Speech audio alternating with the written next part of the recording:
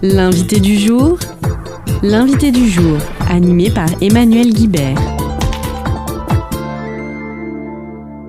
Donc là, à coup de fur, donc j'ai la joie d'entendre Kristina. Kristina, bonjour. Bonjour, je m'appelle Kristina Safonova, je suis journaliste russe en exil. J'habite maintenant en Allemagne, à Berlin, mais j'ai quitté mon pays le mai 2020. Donc avant l'invasion en grande échelle en Ukraine, et je devrais quitter mon pays à cause de mon travail. C'était quand j'habitais en Russie, j'écris souvent les reportages sur manifestations et aussi sur les sujets comme les histoires des prisonniers politiques, des prisonniers d'opinion. Et à cause de ça, un jour, la police est venue chez moi et c'est là pourquoi je devrais quitter mon maison. Oui. Et maintenant, je travaille pour le média russe. Je continue à travailler pour le média russe en exil, ça s'appelle Medusa. Oui, je travaille en distance.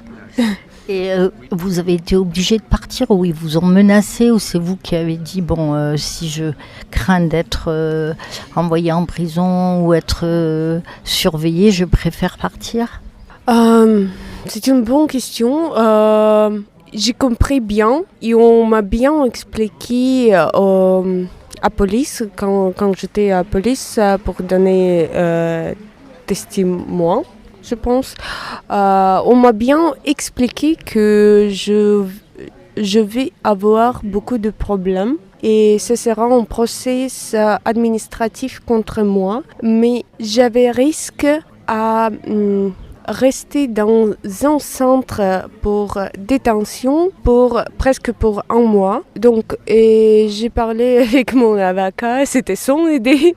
Je dois dire, et j'ai parlé après avec mon éditeur, mon rédacteur, et on m'a dit aussi que peut-être c'est mieux si tu quittes la Russie pour quelque temps, pour 2-3 mois, peut-être on verra qu'est-ce qui se passe après. Oui, honnêtement, il faut dire que pour moi, c'était un grand... Je peux pas dire que c'était un grand choc quand la police est venue chez moi parce que c'était pas une chose extraordinaire pour les journalistes russes. Donc ça passe souvent, mais et je me préparais pour ça. Mais tu es jamais vraiment prête pour les choses comme ça. Honnêtement, j'ai pensé beaucoup à mon mari parce que j'ai pensé que peut-être c'est injuste à côté de lui parce que c'est mon métier, c'est ma profession que j'ai choisi et mes risques, mais j'ai hâté le fait que ma famille doive souffrir à cause de cette situation et j'ai pensé que peut-être c'est vraiment ce sera plus calme pour tout le monde et pour mes collègues aussi parce que je sais bien de mon opinion comment tu te sens quand ton collègue est arrêté et prisonnier parce que c'était déjà à ma rédaction, donc nous avons l'expérience comme ça et c'est là pourquoi on a décidé ensemble que je pars et je vivrai quelque temps à Riga, à Lettonie. Et j'ai vraiment pensé que je vais retourner. Mais quand en février 2022, l'invasion russe en grande échelle en Ukraine a commencé. J'ai compris que je ne peux pas retourner parce que les répressions en Russie sont devenues plus fortes et beaucoup de journalistes ont dû quitter le pays pour continuer ce travail. Et votre famille a pu venir avec vous puisque maintenant de Riga vous êtes allé en Allemagne ? Oui, c'est ça. Mon mari et notre chat, qui s'appelle Balsam, il est rouge, très sympa, sont avec nous et nous habitons en Allemagne, mais mes parents restent toujours en Russie parce que c'est ça choix. C'est pas facile pour tout le monde à changer sa vie si fortement. Et bon, alors est-ce que vous arrivez à communiquer donc avec votre éditeur, qui vous employait? Comment vous arrivez à donner de l'information, peut-être sur la France, comment sont vus les Russes en exil? Et est-ce que vous avez des informations vous arrivez à avoir des informations vu que vous êtes plus sur le terrain? C'est ce que vous avez dit tout à l'heure à la conférence. C'est pas très facile, peut-être pas très bien vu. Est-ce on considère comme elle est partie, elle nous a laissé tomber? Je sais comment ça se passe. Il faut dire que les gens avec qui je parle sont vraiment super parce que on m'aide beaucoup parce que c'est pour beaucoup de gens russes qui restent en Russie et qui sont contre la guerre, c'est une méthode de manifestation, donc de proteste, à donner l'information et à aider les médias en exil comme ça. C'est leur impact. Ouais, mais malheureusement, comme vous avez déjà dit, c'est vraiment dur à recevoir toute l'information parce qu'il faut parler plus, lire plus d'informations et chercher toujours plus et vérifier aussi. C'est assez dur quand tu n'es pas dans le lieu, donc tu n'es pas dans ton pays. Et donc je peux dire que c'est plus compliqué à trouver les thèmes pas ordinaires, quelque chose... à remarquer quelque chose vraiment intéressant qui touche beaucoup mais qui sont pas très évidemment. Il y a encore un problème, c'est que avec nous, avec les journalistes en exil, normalement on parle seulement les gens qui sont contre la guerre ou sont indifférents peut-être. Et c'est dur c'est là pourquoi c'est dur à recevoir toutes les peintures, tous les côtés de la vie. Tous les courants d'opinion, vous voulez dire. Ouais. Mais globalement, nous, de ce qu'on sait, les soviétiques, surtout les grandes villes, Saint-Pétersbourg ou Moscou, ils sont plutôt favorables à Poutine, ou il y a quelques opposants qui sont ou qui n'osent pas parler peut-être. C'est pas dur à dire parce que nous n'avons pas l'information, les chiffres vrais à cause de répression et beaucoup des lois répressives. C'est pas possible à faire les mesures d'opinion. Parce que les gens ont peur à dire qu'est-ce qu'ils pensent en vrai et on ne parle pas ou on dit les choses différentes. Donc c'est vraiment dur à comprendre où il y a plus de gens qui sont contre ou qui sont pro. À mon avis, il y a un groupe de gens qui sont actifs pro et il y a un groupe de gens qui sont actifs contre. Mais assez beaucoup des gens en Russie sont indifférents parce que ils sont égoïstes. Non, à mon avis, je pense que c'est la raison, c'est que ces gens vivent vraiment, sont vraiment très pauvres et c'est dur à penser à quelqu'un ou à les choses comme démocratie, les droits humains, quand tu n'as pas, par exemple, produit à manger aujourd'hui aux tes enfants. Donc. C'est ça, oui.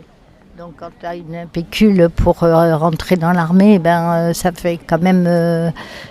Pour sa famille, on comprend que ça passe avant, quoi. Et puis, quand vous dites il y en a qui sont indifférents, ils n'osent pas aussi peut-être donner leur point de vue. Donc, votre objectif ici, en Europe, c'est d'informer la population allemande ou européenne de ce qui se passe, parce que c'est ça un peu maintenant que vous êtes en exil, ce que vous cherchez à faire, c'est informer l'opinion occidentale sur vraiment ce qui se passe, parce qu'on a une vue très partielle, nous.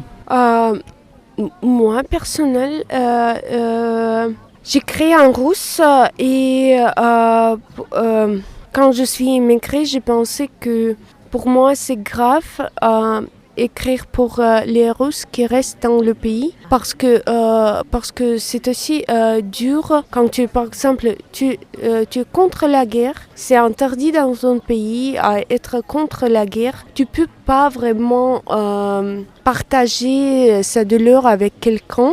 Peut-être avec tes proches, mais c'est pas chaque jour. Ouais. Et parfois, peut-être, tu te sens comme tu es seul. Et ça, moi, je vois que...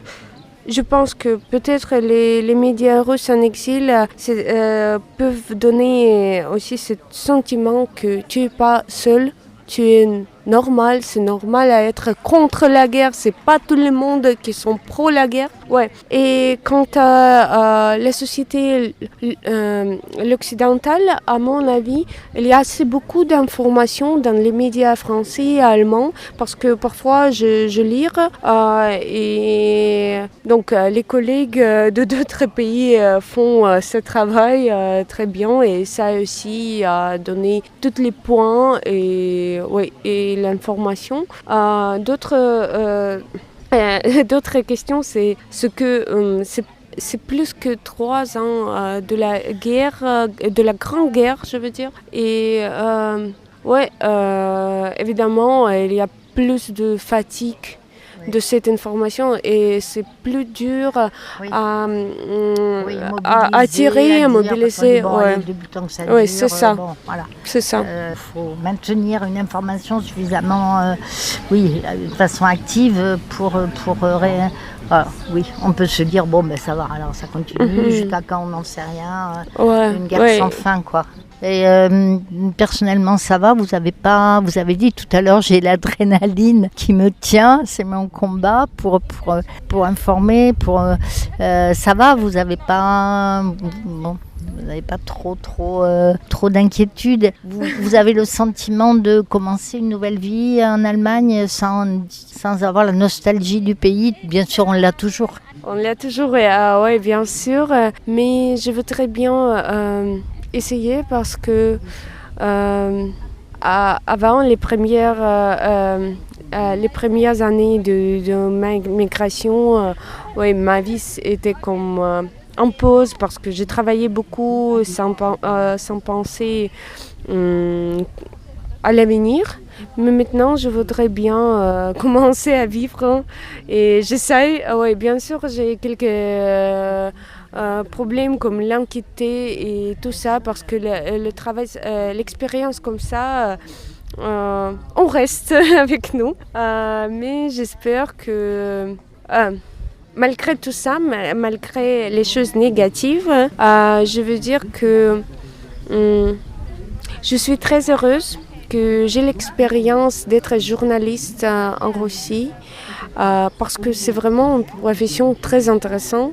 Et je pense on fait vraiment un travail très nécessaire pour chaque société. Et j'aimerais bien que un jour, les festivals de journalisme comme ici, Couture sur Garonne, prendrait place aussi en Russie, dans les petites villes. Je trouve ça formidable. Et je voudrais bien avoir ça à mon pays aussi. Merci beaucoup, Christina. Merci à vous. Merci. C'était l'invité du jour, animé par Emmanuel Guibert.